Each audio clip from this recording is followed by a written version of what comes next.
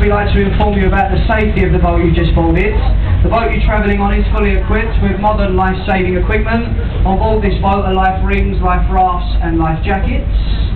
The toilets on this boat at the moment are out of use, so they're sort of refitting them. How long it's going to take, I'm not sure, but I've been nagging on to the management about it, but they don't seem to be doing a great deal.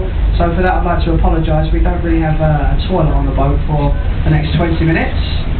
Now, ladies and gentlemen, I've stood by the gate and spoke to most of you as you got on. A couple of people have asked me if there's a commentary on this journey. There's no tour guides or professional commentators employed by the company, but as the crew, what I usually do is point the buildings out for you, and hopefully what I can pass on makes this journey a bit more interesting and maybe less than a mystery tour. So is that okay with everyone? Would you like a commentary as we go along? Yes, a few of you would, okay. Just out of interest, how many people can understand me on the boat? Okay, so about half and half, okay. I'll come over there. Now, ladies and gentlemen, we brought you upriver a little way to show you the Parliament building, an excellent view now ahead of us of the Houses of Parliament, which is the seat of the British government. Look at the far end of Parliament, there's a square tower, single flagpole, and it flies a flag. That is the Victoria Tower, named after Queen Victoria when she opened the building in 1852. You can see there's a flag flying on the flagpole. If you see that Monday to Friday, that indicates that Parliament is in session. So if they work, they fly the flag. Now, as I'm sure you know, the Parliament has been dissolved until May the 6th when we have the general election. So at the moment there's no Parliament members here. Now, I am told that, as I'm sure some of you know, yesterday was St George's Day, and this country does not give a bank holiday for St George's Day, and there is a Parliament member at the moment protesting about this, and for that reason they fly the flag as the protest takes place. So that is the reason why the flag is flying. The clock tower is known throughout this world as Big Ben. Big Ben is a nickname for the 13.5-ton bell that chimes on the hour. The real name for this clock is the Great Clock at Westminster and the St Stephen's Tower. Look in the distance and you can see the two white towers in the distance there. They are the Hawksmoor Towers of Westminster Abbey, and the history of that building dates back more than 1,000 years. William the Conqueror was crowned King of England in that building on Christmas Day in the year 1066. So there's some real history just behind the building now in Westminster Abbey. As we turn the boat, just look ahead of us on the right and you can see the building. It's got the green roof sections, and that is the Ministry of Defence building. Head offices for the Army, the Navy and the Air Force. Outside of the building is a white column and a golden eagle. That is the Royal Air Force War Memorial, and it commemorates the men and the women who lost their lives during the First and the Second World Wars. The beak of that golden eagle points to the beaches of France, where so many brave people sadly lost their lives. The current Prime Minister, Mr Gordon Brown, lives in a house called 10 Downing Street, and that's just behind the buildings on the left. For how long he'll be there, I'm not too sure, but that is where he lives at the moment. Now, ladies and gentlemen, as we turn the boat, to our right hand side now is the London Eye, and this is 450 feet high. There's 32 individual carriages and they carry 25 people. If you look at the bottom of the wheel, you can see the wheel continuously rotates as people get on and get off. Once you get to the very top of the wheel on a clear day, you're going to see for about 25-30 miles across London. Believe this or not, since they opened the London Eye, it's carried more than 40 million people, and it is estimated that one turn, if it's fully loaded, it makes the current owner £10,500 in one turn. 800 people on the wheel at £17.50 a go. They are now seriously considering changing the name to the Wheel of Fortune, ladies and gentlemen. It's making silly amounts of money. Now, in my opinion, and I'm sure lots of people will agree with me on this, they're taking a bit of a liberty. When you consider a family coming into London for the day, you're talking £50 or £60 to go on the London Eye. I think that's a complete joke. When they first opened it, it was just £5. So it does show they can run it at that cost. And I think they are taking a bit of a liberty now. It's not too fair on the families coming into London, but there we are. Ahead of us on the left-hand side there, we've got a very fine Gothic-style building, and that is Whitehall Court Mansion. That is home of the 5-star Royal Horse Guards Hotel and part of the Liberal Club. Moored in the river itself is a blue ship with a red and white funnel, the Tattershall Castle. Years ago it was a side-wheel paddle steamer on the River Humber. Been in London now for about 20 years. When they first brought it up the river, they opened it here as a floating art gallery. Remained open as an art gallery for 1 year, it was then converted into a pub. It made more money in 1 week as a pub than it did in a whole year as an art gallery. And that gives you some idea to the type of artists that we have in London today. There we go, very popular. The first bridge we go underneath today is the Charing Cross Railway Bridge. Follow the bridge into the left-hand side. There's a modern building, and you can see it's got the curved roof. Very impressive building. Like other modern buildings along the banks of the river, it's got a theme. They've designed it to look like something. The man who designed it, Terry Farrell, said this is a train leaving a railway tunnel. Now look at the building very closely. I'm sure you can all see that it does look nothing like a train coming from anywhere. I think the best description is a jukebox. You know the old Wurlitzer? The American jukebox? That's probably your best description. Now we do recommend that you wave to people on the bridge, okay? If you see anybody on the bridge, give them a wave, and this will stop them throwing things at us. Now we've got a lovely couple of people up there.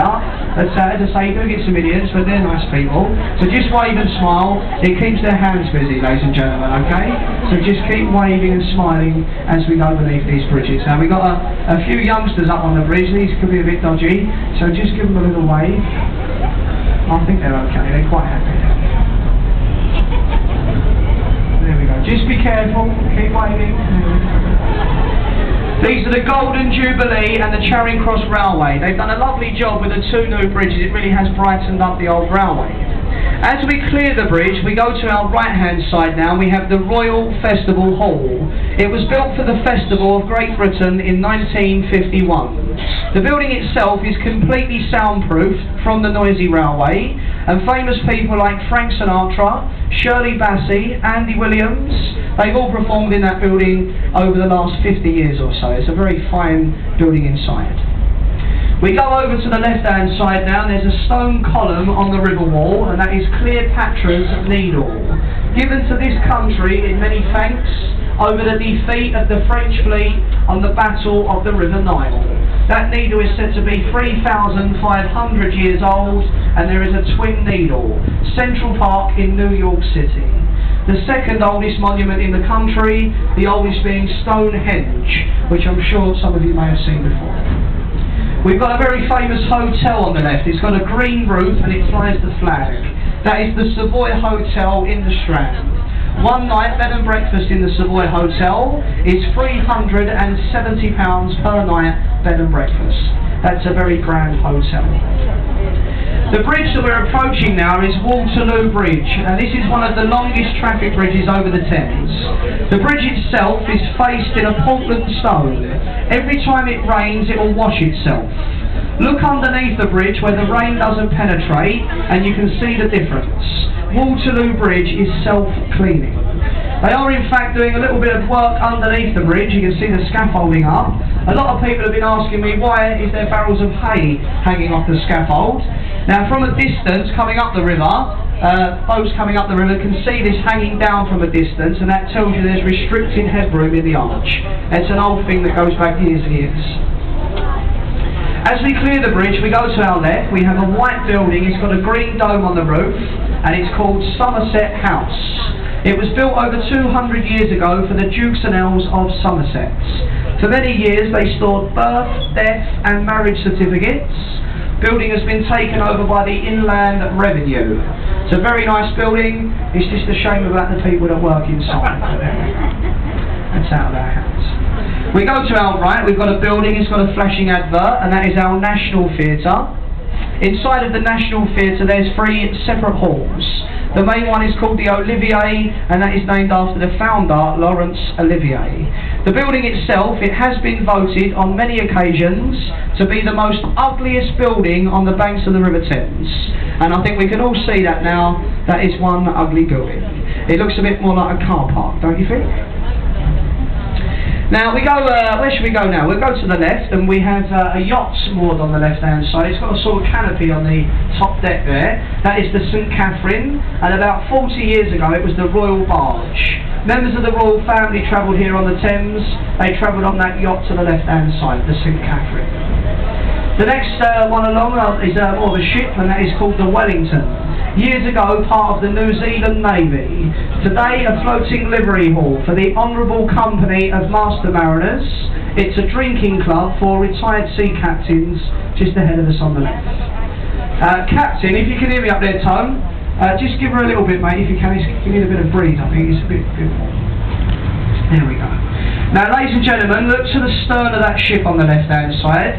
Look very carefully to the back end. You can see a stone archway. There's a face in the stonework, and that is supposedly old Father Thames looking out onto his river. The archway divides two cities in London, the city of Westminster that we're now leaving, to the city of London, which is ahead of us on the left. This area on the left is a very small area. It's just 1 square mile, although it is one of the richest capital cities in the world. We'll tell you a little bit about the tide. If you look on the river's wall there, you can see a tide gauge. Can you see the white stick there with the numbers? See, the tide is at 3 metres. This tide will drop another 2 metres before low tide. It will then flood back into London for 5 hours and rise probably about 6.5 metres. The highest the tides go, I've seen it covering the lion's face on the river wall. Can you see that? It depends on it being a spring tide or an ebb tide. The height and the depth does vary depending on a spring or an ebb tide. Now, ladies and gentlemen, not a lot of people realise this on this river, but we do have some lovely beaches. And if you look just back on the right there, look, a tropical, golden, sandy beach. Look at that. And there's even a few people making sandcastles over on the beach there. Can you see that? We go to the right now. We've got a red building. It's got a glass canopy and a tower, and that is Stanford Wharf. For many years, this building was a cold storage meat warehouse converted into flats. See the glass canopy on the roof? That is the Harvey Nichols restaurants. That is considered to be one of the top 10 restaurants here in London. Look above the restaurant, can you see the tower? The famous Stock Cube OXO, it was made in this building years ago. If you've got a camera, a nice view ahead of us on the left of St Paul's. If you've got your camera, there it is up on the left there. We go to our left-hand side now. We have a red building. It looks a little bit like a church, and that is Zion College, a school and a study for the clergy here in London. Next door to that, a building has got a green sloping roof, the old City of London School for Boys. Many of our past members of Parliament, they went to school in that building before they moved on to places like Eton, Harrow, Oxford or Cambridge. That building has been taken over by JP Morgan. They're an American bank. Then you've got a semicircular building on the corner, and that is Unilever House, offices of Unilever. They're a soap and detergent manufacturer. This is Blackfriars Road Bridge. It was opened in 1869 by Queen Victoria and named after a monastery that stood on the left. The monks in the monastery wore a black habit, hence the name of Blackfriar. Left and right of the boat you can see the columns. These were the supports to the first railway bridge. The top half of the railway became unsafe, so it was taken away. They've left the columns here, and that's in fear of undermining the foundations of the bridges that are built on either side of the columns. They're now extending this bridge. If you look, just watch your feet at the front now. You've got the training hole. Just frightened a little bit. Now, ladies and gentlemen, as I say, extension to the railway and a new station going here on the left. Can everybody see the work taking place? We're now about halfway to our stop at Tower Pier. How are we doing? Is everybody enjoying this? Yes? Would you like me to continue? You would. I hope you're enjoying it. Now, we go to the left. We have the dome and the gold cross of St Paul's Cathedral, the masterpiece of Sir Christopher Wren. It took 35 years to build at the cost of £750,000. The dome is the second largest unsupported cathedral dome in the world, and if you look above the dome you can see a viewing platform. You can climb to the top of St Paul's and view from the top. As I say, there's no lift. You've got to climb 640 steps to get to the top, but if you've got the energy, that's something that you should do if you visit the building. Go down into the crypt of the building and you'll find the tombs of Admiral Lord Nelson, the Duke of Wellington and the architect himself, Sir Christopher Wren. In my opinion, one of the finest buildings you'll see anywhere in London. Really is a fine building. This is our Millennium Bridge. Just keep your eyes peeled again, as it is a footbridge. Now this one was built for the year 2000, designed by Norman Foster. Norman Foster gave this bridge the nickname of the Blade of Lights. As I'm sure some of you know, the light went out rather quickly. Opened on a Saturday morning by the Queen, it was then closed the same afternoon by the police. So many people have walked over the bridge at once it began to swing. And believe me, I was here that day, it was going about a foot in either direction. People were hanging on for dear life. They closed it down, they re-strengthened it, and they renamed it the Wibbly Wobbly Bridge. So on opening day, it did swing and sway a little bit from side to side. We go to our right. This is very, very interesting building once again. This is the Globe Theatre of William Shakespeare. It's the only building here in London that's been allowed a thatched roof since the Great Fire of London. During the summer months, May to September, go into the building and watch a play being performed. The plays are done in the traditional way. There's no microphones or stage lighting. It's all done as it would have been done years ago. Next door, the International Shakespeare Centre, you've got the Swan Restaurant, that's the glass bit at the front there, and behind the buildings you've got the exhibition. So if you get a spare afternoon, a lovely summer's evening, that's something you might want to do. Really is very good there, you'll be surprised. A great atmosphere in the theatre there on the right. The bridge ahead of us, Southwark Bridge. Now look on the bridge. It's very rare to see any cars going over it. It's very rare to see many people walking over it. And this is due to the bad planning of the approach roads. The main approach roads to this bridge are hidden so well in the back streets of London, it's a very difficult bridge to find. They do say if you see people walking over it, you should always wave to them, as they're probably lost or they just don't care where they're going. It's a very difficult bridge to find, believe me. As we go through the bridge, of much more interest, a nice pub. Now, it's a hot day, and I'm sure some of you fancy a few beers. There's quite a few pubs on this river, and I can tell you about every single one of them. Now, this is very nice. The Old Anchor Tavern dates back more than 300 years. Mentioned in the diaries of Dr. Johnson and Samuel Pepys. So really, really nice old pub, this one. Just behind the pub, you've got the Borough Market, very famous market of London. That's just behind the buildings. And underneath the bridge now, we have a Nando's. So if you like a bit of Nando's, which I'm sure you do, that is under the bridge on the right. That's the closest one. Now, ladies and gentlemen, look down either side of the boat and you're going to see the strength of the tide. You'd probably be quite surprised. Now, as I say, this is only a neat tide, so it's not very fast flowing. On a good spring tide, it flows twice as fast. This is a very narrow part of the river here, so you get a very fast flow of tide. Flows out, as I said, for 7 hours, comes back in for 5 hours. Look at these buildings on the right. You can see they're built right onto the riverfront. Years ago they stored cargo. These were original warehouses. All apartments today, very nice and very, very expensive.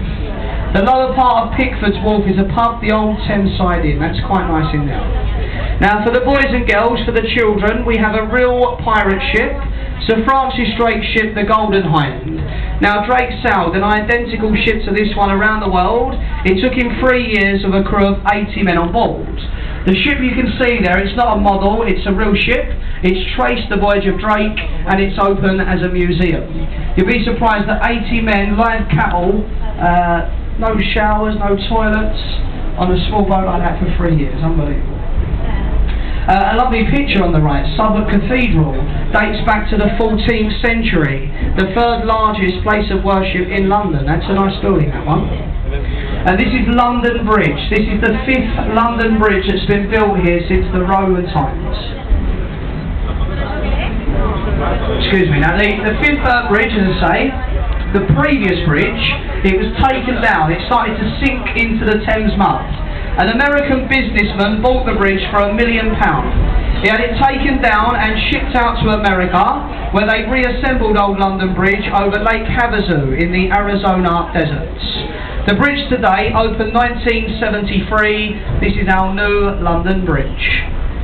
In front of us, Tower Bridge. What we're going to do, take you to the bridge, we'll turn the boat side onto the bridge, and you'll get a nice view then, okay? So you won't get a great picture from here. So we'll get you a view. Now we go to our left, there's a yellow brick building ahead of us, and that is the old Billingsgate Fish Market. And there's been a fish market trading on this site for some 500 years. They shut the market down 25 years ago and they've moved it. It's gone further down the river by Canary Wharf. The only fish you'll see today, they're on the roof, and they are the golden fish up there as weathervanes. Now as the tide's quite low, quickly look up on the right over the buildings. Can you see that building under construction called the Shard? Can you see that up there? Just over the buildings. That is going to be the tallest building in Europe come a couple of years, and it's going up to 1,300 feet high. Canary Wharf, the main tower there, the Canada Tower, is 800 feet. It's going to go 500 feet higher than that. It's going to be a massive building there over in the area of London Bridge. Ladies and gentlemen, ahead of us on the right we have a warship, and this is HMS Belfast. It was built in 1938 in the Harland and Wolff shipyard, Belfast, Northern Ireland, the same shipyard that built the Titanic. Now the main guns, look at the front, you can see 6 guns there, 6 on the after deck, and they could fire a 100 weight shell more than 14 miles. There was a crew of 800 men and a speed of 32 knots. She was the flagship for the United Nations on D-Day. Last fired the guns in anger in the crew. Look at his, he's got a tennis ball. Is that a tennis ball that he's got in his mouth? Look at that, look. See that? He's going to have a game of tennis. There we go. Now, ladies and gentlemen, as I say, a very powerful ship. It's now an extension to the Imperial War Museum. You can take the children on here and it's free of charge. There's no cost for the kids. An adult is about £10, I believe. So worth taking them on now. Very, very interesting. You can see how interesting it is on now. Just look at the enjoyment on that lady's face there. Look. What a great day she's having. She can't believe her luck. Her boyfriend's brought her up to London. She's now going round to Belfast. There we go. Now ladies and gentlemen, there's our stop on the left, that's Tower Pier. We'll stop on that pier very shortly. Before we do, as I said, we're going to show you the bridge. Looking on the right hand side here, you can see this modern building. And once again, they've designed this building to look like something. The design of this building is a crash helmet, ladies and gentlemen, which I'm sure you can all see. Now ladies and gentlemen, it's offices for the Mayor of Greater London, Boris Johnson. I'm sure you've all heard of Boris. This is where he works, and the building is City Hall. That's the building on the right. Now ladies and gentlemen, just look over your left shoulder, there's a tall rocket-shaped building, and that is offices of Swiss Re, an insurance company. Built in the year 2003, at the cost of £300 million, there is a nickname, and that is the Gherkin. Due to opening evening, when they lit the building in luminous green lights, the media, they called it the Gherkin. That's the building just behind us on the left. Now you can feel we're going to turn the boat now, folks, so if you've got your camera, by all means stand up and take your pictures, but do bear in mind there are people behind you, okay? So take your picture if you want to, and then find your seats again. Tower Bridge is known as the gateway to London. It was opened here in 1894, it's 115 years old. The centre roadway of Tower Bridge is 2 parts, and they're called bascules. The bascules of the bridge can be raised in under 1 minute to allow tall-masted ships into this part of the River Thames. When the Thames was busy with commercial trade, it opened on average 20 to 30 times per day. So you could have walked up one tower, across the catwalk at the top, to carry on with your daily business. Today the top half of the bridge is an exhibition. You pay about £7 or £8 to look round the bridge. The best time to see it is when it's lit up. Try and see the bridge at night time when they put the lights on, and for me that is the best time to see Tower Bridge, when it's all lit up. Tower Bridge is insured with Lloyd's of London as a ship. As it has movable parts and it's in water, they class the bridge as a ship. To lift it there must be a captain, a mate and an engineer for the bridge to go up. There's no cost. As long as you give them 24 hours notice, Tower Bridge goes up free of charge. You just require 24 hours notice, and obviously a boat tall enough to require it opening. Ladies and gentlemen, as we come round now, we have the Tower of London, the oldest part of the tower, in the centre with the 4 black roofs. The Norman's Keep, or the White Tower, built in the reign of William the Conqueror in 1078. This building has served London as a royal palace, it's been a prison, a mint and observatory, but most famously a place of imprisonment, torture and execution. Now look on the river wall, you can see the writing, it says entry to Traitors' Gates. If you were found guilty of treason, you went through the arch to await imprisonment or execution. Today the building is home to the Crown Jewels. They're guarded by the yeoman warders, who are better known to us as the Beefeaters. There's over 900 years of history within the walls of the tower, and believe me, most of that history is very gruesome. But it is a very interesting building to look around, and I'm sure some of you might even go there today. Now, ladies and gentlemen,